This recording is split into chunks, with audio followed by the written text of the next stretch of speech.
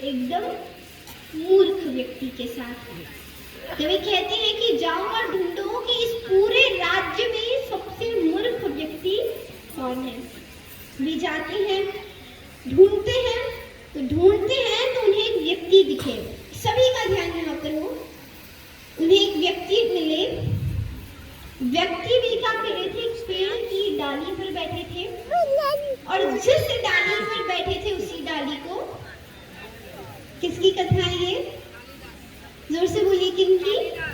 कालिदास जी की। तो जिस डाली पर बैठे उसी डाली को काटने लगे। डाली को काटने लगे तो सैनिकों ने कहा कि तुम ये क्या कर रहे हो, जिस पे बैठे हो उसी को काट रहे हो। वे कहते हैं कि तुम्हारे अंदर बुद्धि नहीं है, इसके ऊपर बैठूंगा तभी तो मैं काट पाऊंगा, नहीं तो मैं कैसे काटूंगा। तो ये तो सिद्ध हो गया कि ये तो व्यक्ति मूर्ख है। उसे लेकर आते हैं। अब लेकर आते हैं तो राजा कहते हैं कि तुम कुछ भी मत कहना, मेरी पुत्री तुमसे प्रश्न पूछेगी, तुम कुछ मत कहना, बस ऐसे फिंगर्स के द्वारा तुम उत्तर देना। कहते हैं ठीक है। उनकी पुत्री बैठी। अब पुत्री से, अब देखिए यहाँ पे ऐसा कहा कि आपको बोल करके शास्त्रार्थ नहीं करना है, क्योंकि अभी हमने भजन सुना ना कि मौन रहो तो ही अच्छा है। तो उन्होंने कहा कि मौन ही रहते हैं, मौन के अंदर हम शास्त्रार्थ करेंगे। तुम अपने फिंगर्स से क्वेश्चन पूछना, वो अपने फिंगर्स से उत्तर देंगे। तो वो सबसे पहले दिखाती हैं ये, यानी उनके प्रश्न पूछने का आश्रय था कि ब्रह्म एक ही है। कालिदास जी को लगा कि ये कह रही है कि ये मुझे एक थप्पड़ मारेगी। तो वे कहती हैं कि यानी मुझे एक मारोगी, मैं तुम्हें 2 थप्पड़ मारूंगा। अब उनके प्रश्न पूछने का आशय था कि एक ही ब्रह्म है। तो उस समय विद्वान व्याख्या करते हैं कि उन्होंने क्या किया। तो विद्वान कहते हैं कि एक ही ब्रह्म है, परंतु ब्रह्म कितने, एक ब्रह्म है परंतु दूसरा कौन है, जीवात्मा। जब तक ब्रह्म जीवात्मा से ना मिले तब तक, चलिए ब्रह्म जीवात्मा की सोच रहे होंगे तो हमारी डिक्शनरी से बाहर की वर्ड्स है। मोबाइल सिम कार्ड हम सभी को पता है। तो जब तक मोबाइल के अंदर सिम कार्ड ना डाले वो मोबाइल चले, तो उसी तरह ये मोबाइल और ये जो सिम कार्ड है यह ब्रह्म और जीवात्मा की तरह है। जब तक ये ना मिले तब तक कुछ भी ना हो। फिर विद्वत्पामा पूछती हैं कि वो करती हैं ऐसे कि उनके पूछने का आशय था कि क्या 3 ही गुण हैं। अब उन्हें लगा कि ये कह रही है कि मैं तुम्हें 3 थप्पड़ मारूंगी। तुम्हें दिखाते हैं यानी तुम 3 मारोगी, मैं तुम्हें 5 थप्पड़ मारूंगा। उनके प्रश्न पूछने का आशय था कि क्या 3 ही गुण चाहिए, सतोगुण, रजोगुण, तमोगुण। तो विद्वान व्याख्या करते हैं कि जब वे 5 कहते हैं, 5 महाभूत कौन कौन से थे? पृथ्वी, जल, अग्नि, वायु और आकाश। तो जब तक ये भी ना मिले तब तक भी काम ना चले। विद्वत्पामा को लगा कि भाई ये तो बड़े ही विद्वान हैं। तो एक लास्ट प्रश्न वे पूछती है, यानी क्या वे 5 ही, वे ऐसे करती है कि ये 5 ही बस, ये जो 10 है इन सभी की आवश्यकता है। तो उन्हें लगा कि ये कह रही है मैं तुम्हें 5 थप्पड़ मारूंगी। तो वे कहते हैं कि अब थप्पड़ से तो काम नहीं होगा। वे मुट्ठी बनाकर कहते हैं कि तुम मुझे 5 थप्पड़ मारोगी, मैं तुम्हें मुट्ठी भर के मैं तुम्हें मारूंगा, पंच करूंगा तुम्हें। तो समय विद्वान कहते हैं कि जब ये सब चीजें मिल जाए, जब 5 महाभूत मिल जाए इन 3 चीजों के साथ, तभी हमारा कल्याण हो सकता है। अब विद्वत्पामा की बात तो हुई नहीं थी कालिदास जी से, तो उनका विवाह हो गया। अब कहते हैं ना कि कोई लड़का लड़की को प्रेम हुआ, उन्होंने व्हाट्सएप पे बात करनी स्टार्ट की, फोन पे तो बात की नहीं, व्हाट्सएप पे ही सब बात कर दी, उनका विवाह हुआ तो पूछा कि जाना कहाँ है, तो कहा मनानी तले।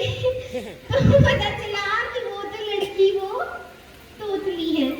तो विद्वत्पामा के साथ भी यही हुआ। उन्हें पता नहीं था कि कालिदास जी कैसे हैं। अब कालिदास जी के साथ रह रहे तो पता चला कि उनसे बड़ा मूर्ख तो कोई है ही नहीं। एक दिन उन्होंने कालिदास जी से कोई प्रश्न पूछा तो वे उत्तर नहीं दे पाए। छत पे खड़े थे। अब उस समय दुर्गा पूजन चल रहा था नीचे। दुर्गा पूजन चला तो विद्वत्थोमा को बड़ा क्रोध आया। उन्होंने क्या किया, कालिदास जी को धक्का मार दिया। अब जब नीचे जब यज्ञ कुंड चल रहा था तो कालिदास जी के तित्थ की वजह से उनकी जो टांग थी वो कट जाती है। तो माता प्रकट होती है और माता कहती है कि तुम मेरे इतने अच्छे भक्त हो, तुम्हें जो चाहिए मांगो। अब कालिदास जी तो ऊपर फिंगर कर करके कह रहे हैं विद्वत्थोमा विद्वत्थोमा, पर उनकी टंग कटी तो वे क्या कहते हैं, यानी माता समझती है कि ये विद्या कह रहे हैं। और जैसे ही माता को लगा कि ये विद्या कह रहे हैं तो वे आशीर्वाद देती हैं कि आज से तुमसे बड़ा विद्वान नहीं होगा, तुम सबसे बड़े विद्वान होंगे। और उसके बाद तो हम सभी को पता है कि कालिदास जी ने कितनी महान चीजों की रचना की। तो इस कथा में हमने देखा कि मौन रहे तो गलत है, पर आई गेस कि हमारी लाइफ में कई जगह मौन रहना बहुत सही है। क्या आप सभी माताएं कितने व्रत करते हैं?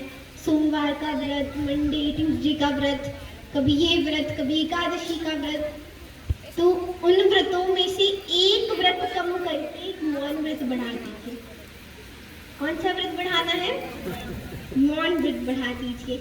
यानी जितना आप शांत रहेंगे उतना ही आपके लिए अच्छा है। क्योंकि देखिए, तीन तोतलों की जब कथा आती है, मैं कोशिश करूंगी कि उन्होंने जैसा कहा उन तोतलों ने जो तुतलाते हुए कहा मैं भी कह पाऊँ।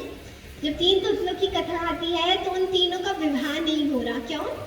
कि जब भी कोई लड़की देखने आए वो बोले तो पता चले कि भाई यह तो तोतला है, कोई विवाह करे ही ना।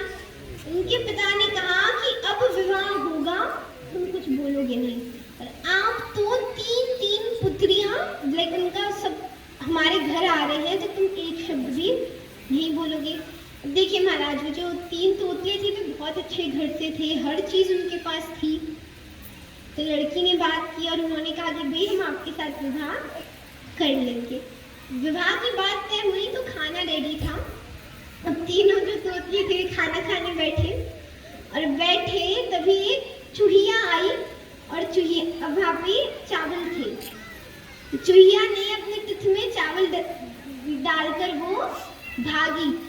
जैसे ही वो भागी, पहले तोतले ने कहा कि अरे रुको कि देखो चूहिया जो है वो चावल लेके भाग रही है। दूसरे ने कहा कि अरे रुको जो भी है चूहिया रुको।